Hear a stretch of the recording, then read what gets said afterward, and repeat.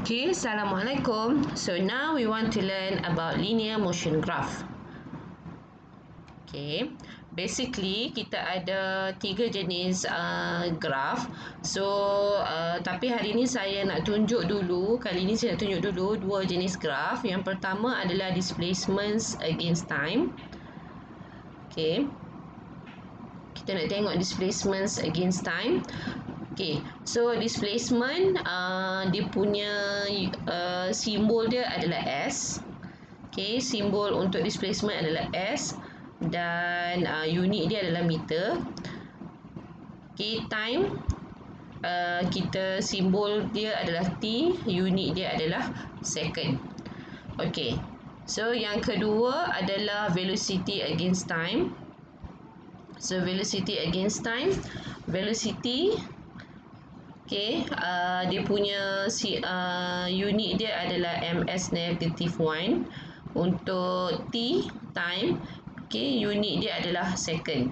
So, benda apa yang kita perlu tahu bila kita tengok displacement against time dengan velocity against time? So, pertama kita nak tahu info apa yang kita boleh dapat daripada displacement against time dan juga velocity against time. Okay, so untuk displacement against time, kita hanya boleh tahu satu benda sahaja. Okay, graph basically kita kena tahu dia, kita kena cari dia punya gradient. Okay, so gradient ni straight line lah. Okay, so gradient macam biasalah M. Okay, so gradient kita nak dapat, kita kena ambil Y bahagi dengan X. Okay, so Y kita adalah distance, displacement, bahagi dengan X tu adalah time. Okay, so unit untuk displacement adalah meter, unit untuk time adalah second. So, bila kita simplify, kita akan dapat ms-1. So, ms-1 ni apa? So, ms-1 tu adalah unit bagi velocity. Okay, so kamu kena tahulah bila ada graph displacement against time, okay, benda yang kita boleh dapat daripada gradient adalah dia punya velocity. Okay, graph displacement against time dapat velocity. Yang tu sahaja. Okay, yang kedua kita nak tengok adalah velocity against time. Okay, sama juga. First, kita nak buat dia punya ni adalah gradient. So gradient M sama dengan Y bahagi dengan X. So Y kita adalah V velocity bahagi dengan time. Okay, so velocity dia punya unit dia adalah ms.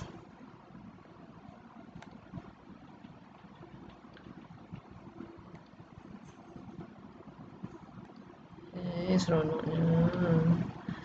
Unit dia adalah, cik tulis kat sini lah, besar sikit. Okay, ms-1 bagi dengan S kan. So, kita akan dapat ms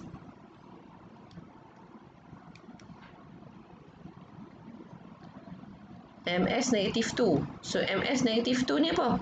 ms-2 ni adalah unit untuk acceleration. Okay. Okay, so dapat graph velocity against time, gradient adalah acceleration. Okay, yang kedua yang kita boleh dapat info daripada velocity against time adalah dia punya area under the graph. Area under the graph. Okay, let's say yang ni area under the graph kan A. So, nak dapatkan area under the graph, kita mesti dapatkan adalah yang ni paksi Y lipasi X kan. So, mestilah kita nak kena darab area. So, Y darab dengan X. Okay, Y darab dengan X. Y kita adalah velocity. Darab dengan X kita adalah time. Ataupun kalau kita gunakan unit, ms -1 darab dengan S. Okay, so kita akan dapat M sahaja. So, M sahaja merujuk kepada displacement.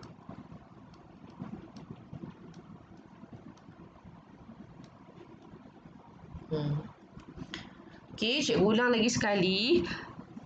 Kita ada dua jenis graf. Yang pertama adalah displacement against time. Yang kedua adalah velocity against time. So, displacement against time, gradient dia adalah, nak dapat velocity, kita kena cari gradient. Okay.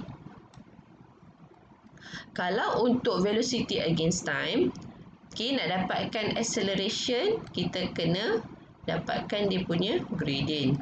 Kalau displacement, kita kena tengok area under the graph. Okay, kita try buat soalan. Yang ni cikgu ambil daripada buku teks lah. Okay, so tengok first, apa yang perlu kamu tengok adalah dia punya displacement ataupun velocity against time. So, kalau kita tengok kat sini, dia adalah displacement. So, displacement, tulis siap-siap. Displacement, dia punya gradient adalah dia punya velocity. Yang tu je. Satu je yang kita boleh tahu. Okey, so kita buat satu persatu. Okey, so kita tengok yang pertama adalah daripada A ke B. Okey, nombor 1 daripada A ke B. Okey, ni cikgu dah tulis koordinat. Okey, so senanglah. A ke B. So, A kepada B kan. So, kita ambil dia punya M. So, kita ambil dia punya M sama dengan Y bahagi dengan X. So, kita punya Y kita adalah 100.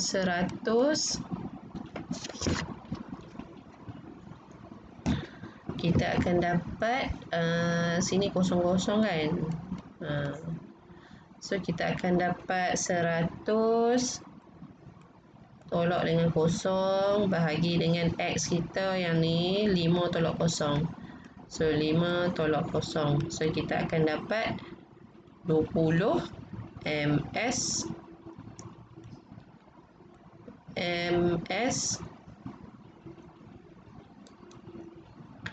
20 ms -1.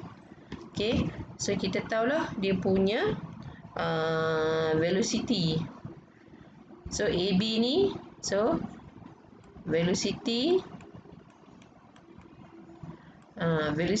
AB adalah 20 ms. Okey, kalau untuk yang kedua, di antara B dengan C. So, B dengan C kita tahulah dia adalah 0 ms negatif. Okay, 0 ms. Okay, so velocity dia adalah 0. So, number 3 kita try. So, 3 C kepada D. Okay, C kepada D. So, sama juga M sama dengan benda ni mak. So, yang ni adalah Y bahagi dengan X untuk gradient. So, Y bahagi dengan X, kita akan dapat sini kan. Kita kena ambil Y dulu, 0 tolak 12. 0 tolak 12 dulu. Yang ni dulu. So, dia akan Y2 tolak Y1 kan. Y2 tolak Y1 bahagi dengan X2 tolak X1. So, Y2 kita adalah 0 tolak 100 bahagi dengan 12 tolak 8. So, kita akan dapat 25 ms -1. Tapi kita dapat negatif. So, negatif ni maksudnya to the left.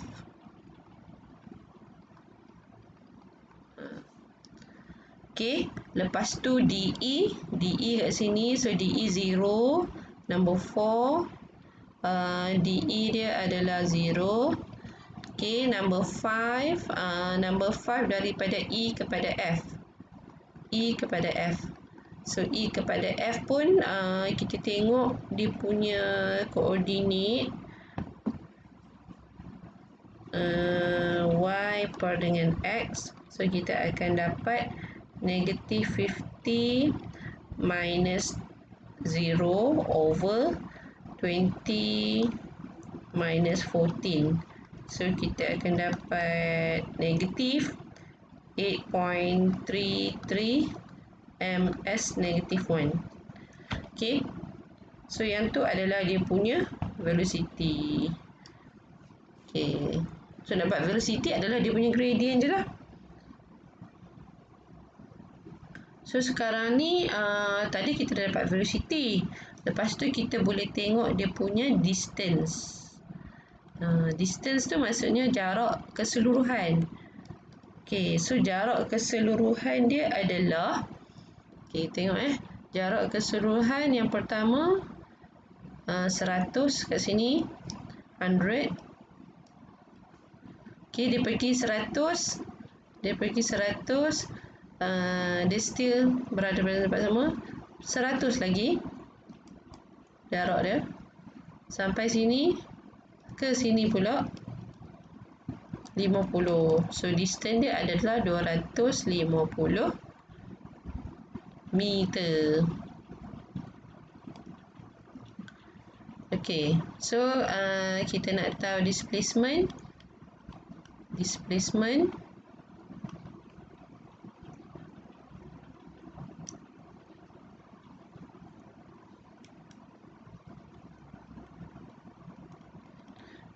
ingat jarak dekat. So, kita kena ambil kira dia punya positif dengan negatif.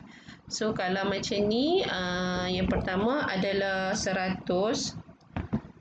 Okay, 100 positif, lepas tu dia turun. Dia turun negatif.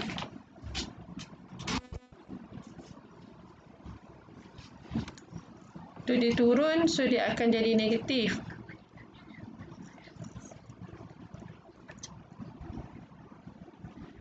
Dia akan dapat negatif. Lepas tu ni negatif lagi kan, dia akan turun. Maksudnya okay, so 50. So dia adalah negatif 50 meter. Okay.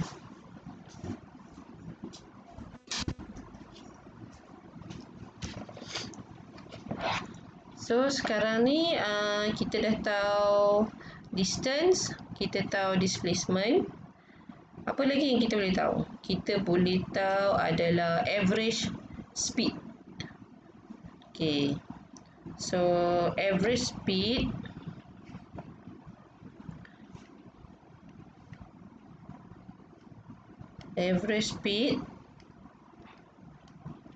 okay, speed kita kena ambil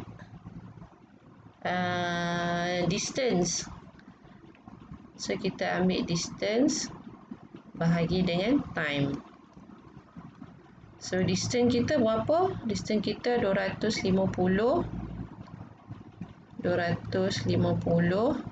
bahagi dengan time kita, keseluruhan kita sampai sini kan. So, kita akan dapat 20. So, kita akan dapat 12.5 m.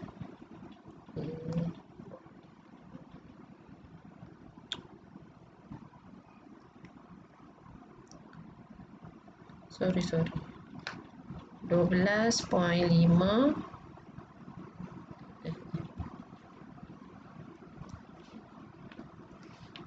okay. Unit dia adalah M. Okay. Next, kita nak dapat average velocity.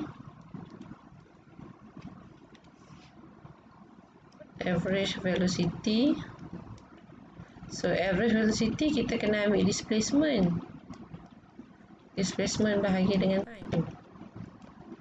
So kita akan dapat displacement kita adalah negative 50 bahagi dengan 20. So kita akan dapat nilai dia adalah negative 2.5 meter per second. Okay, so yang tu maklumat yang kita boleh dapat daripada graph displacement against time. Okay, yang ni kamu boleh try sendiri. Yang ni semua dalam buku teks. Okay, so kita tengok yang kedua. Graf yang kedua ni adalah graf velocity bahagi dengan time. So ingat velocity against time kita ada dua benda yang kita boleh tahu. Yang pertama dia punya gradient. Okay, gradient dia kita boleh dapat acceleration. Yang kedua area under the graph. Area kita boleh dapat displacement.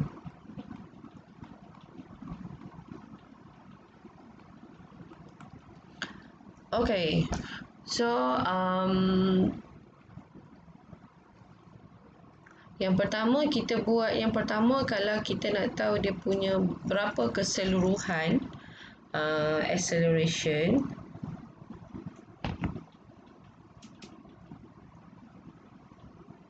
So keseluruhannya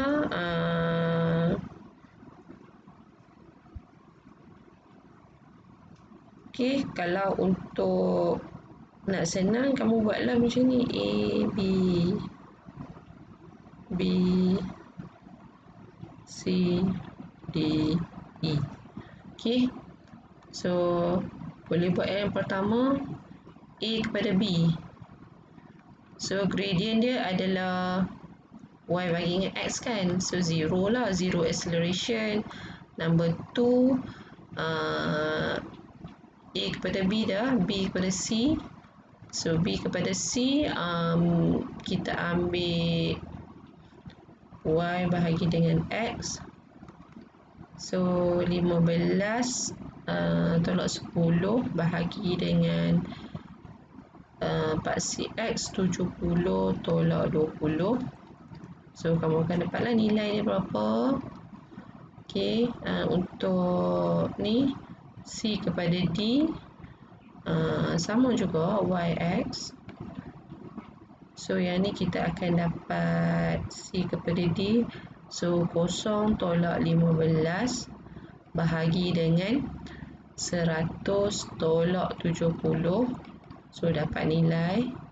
Ni semua dalam MS negative 2. Dia adalah acceleration. Okay, so seterusnya lah. Yang ni untuk dapatkan acceleration kalau soalan tanya acceleration. Tapi kalau soalan tanya displacement, okay, displacement ingat displacement kita dapat daripada area under the graph. Area under the graph. Okay, so area under the graph yang pertama L1. L1 adalah 50 luas kan. So luas dia adalah 10 darab dengan 50 lah.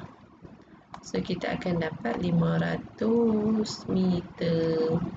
L2 dia adalah kita sebut sebagai apa yang tu L2 kita adalah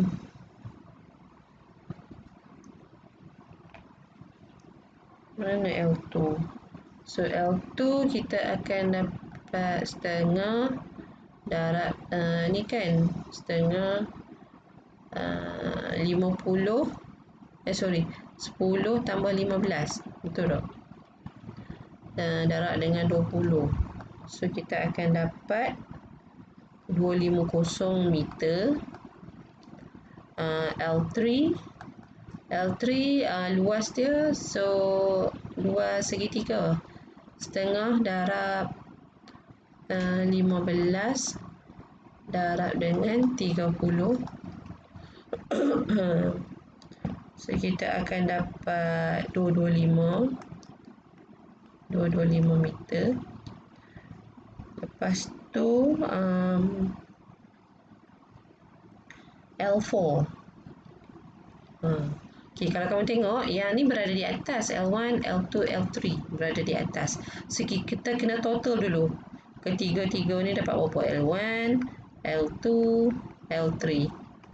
So, kita akan dapat 975 meter. Okay, untuk L4, L4 dia ke bawah. So, L4 adalah setengah darab 150 tolak 120, so 30 darab dengan 9. So, kita akan dapat 135. Okay, 135 ni dia kita akan dapat negatif lah. Okay, so kalau total semua, okay, total kita kena ambil 975 tolak dengan 135. So, total displacement dia adalah 840 meter. Ni positif. So, maksudnya to the right.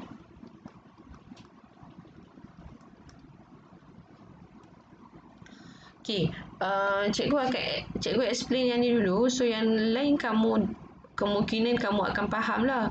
So, kamu boleh tengok balik kamu punya buku teks tu. Okay, so thank you.